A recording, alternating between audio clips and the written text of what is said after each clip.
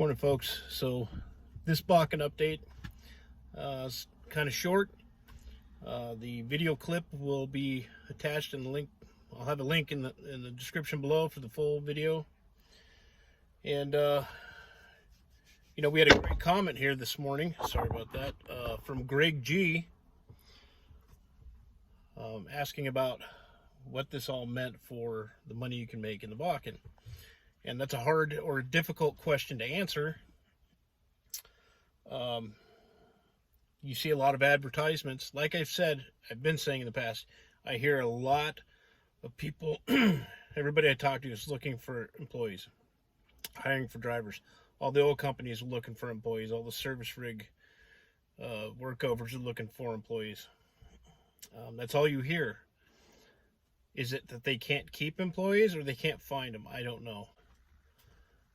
When I think when I see these advertisements for high-paying employee jobs, they're offering $30 to $35, $40 an hour, right? They're not looking for just anybody. They're looking for, somebody who's got major experience up here in the Bakken, 3, 4, 5+ years experience.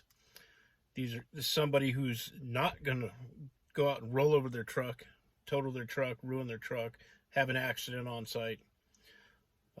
Be willing to work 24 hours a day, whatever time the work comes up. Do whatever it takes to be just, an awesome employee. I think that's the guy that's going to make the $35, $40 an hour. When it comes to just people hiring for water hauler and hydrovac and hot oil positions, they're still paying good wages. I don't know exactly how to answer that question for you. A couple of good comments. I know there's a lot of comments I need to get back to, but Ty Trollick, made a comment about people not getting paid enough. And it all comes back to that. And if you notice in this video, when he talks about hands for frac and completions work making $60,000 a year, first of all, I'd like to say frac's a pretty gravy job other than rig up and rig down. You're gonna work when you're rigging up and rigging down. But when I was on frac, I mostly saw guys walking around or sleeping in trucks. So you got to think of it that way. So not much more to say about that, but the truth is our guy's going to come up here to North Dakota, especially in the wintertime, and work for $60,000 a year. I think that's where we probably have an issue, especially when it comes to workovers and things like that. Blue Blood, I think I got back to you. So we'll talk more in the future. B-Rad, saw your comment about starting out on a surface rig. Good to hear from you. And I'll just get to the video here, and you can kind of see what they say for themselves. Y'all take care, stay safe, and be blessed. We'll see you. Question. You said, what is it? How many frac crews are working right now? 18 is our current count. What's optimum? For the optimum that we see for the state of North Dakota is 50 to 55 drilling rigs and around 25 frac crews. That would allow us to build month to month to month small production increases. We could make up for any decline in the wells, and it would allow us to grow our production at that 2% annual rate. And so that would be just an ideal slow growth opportunity for the state of North Dakota. Would be somewhere between 50 and 55 drilling rigs and 25 frac crews. So we still have a ways to go to get that workforce deployed. So that's the big challenge. That is the big challenge, is finding the workforce and people that want to go to work. I visited with one company a couple of weeks ago. They had hired 8 people. It was actually for a workover rig crew. Day 1, 2 of the 8 showed up, and day 2 only 1. So they had to send that one person home.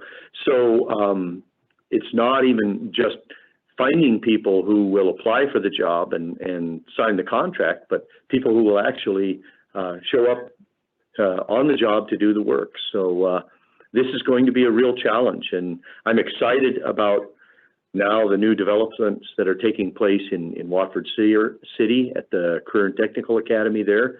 But that's going to take a year or 2 years to really bear fruit.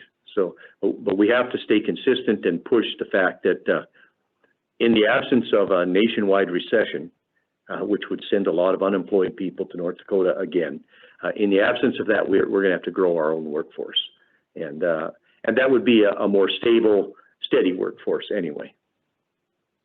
I don't mean to belabor the point, but what does somebody working on a frac crew make?